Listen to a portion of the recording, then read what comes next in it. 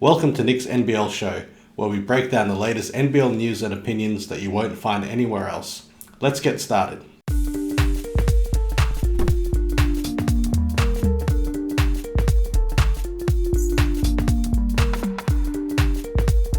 Five takeaways from the last round.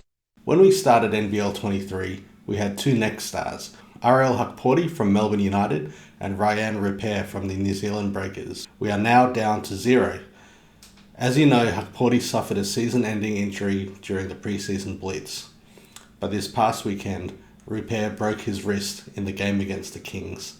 It's currently unknown how long the injury will keep him on the sidelines, but let's hope he's back soon. As you know, I'm a big fan of Repair, and the sooner he's back on the court, the better. After losing to Tassie last Thursday, extending the losing streak to 5, the Wildcats held an emergency players-only meeting. Whatever was said during that meeting appears to have done the job, as the Wildcats broke the streak and defeated Adelaide on Saturday, with Brady Manek having a breakout game with 25 points on 8 for 10 shooting. The Cats' next game is not until November 17, so there's a while before we'll find out if this form will continue. Speaking of Adelaide, a lot has been going on in the city of churches. The Sixers have parted ways with their star import Craig Randall II. Even though he was 4th in the league in scoring at 20.3 points per game, his bad attitude and disruptive behaviour was too much for the Sixers organisation. He didn't take too kindly to being benched in their last game against Perth, and that was that. Everyone could see there was trouble there. This exchange happened at halftime last week, and you can clearly see that things were not right with coach CJ Bruton and Randall.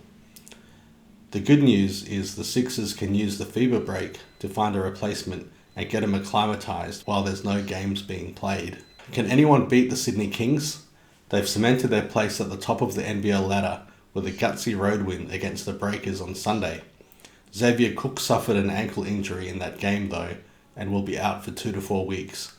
But as long as they stay healthy, they're the clear championship favourites at this stage. With the current FIBA Break, it's a perfect time for import changes, as Adelaide have shown, but they're not the only ones. The Bullets have let go of Devondrick Walker with the intention of bringing another import in. It's a bit of a shame. Walker has been very good during his time on the floor, but injuries have limited his availability for the team. Look out for Melbourne United to be another team that makes a change during the next week or so. Coach Dean Vickerman has already said they're on the lookout for another player to replace Jordan Caroline, and they'd be smart to do it during this window. Wildcats Corner.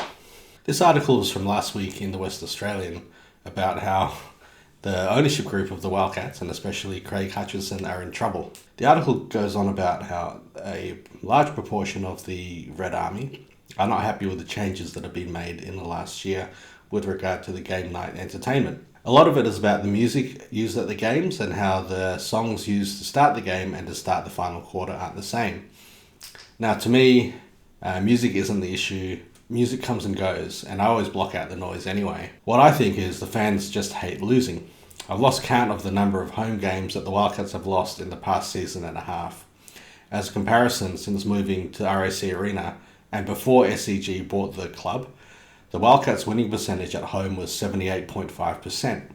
Since the ownership changed, the home winning percentage has plummeted to 47.4%. Things like the music and the game night changes would be less of an issue if the team is winning.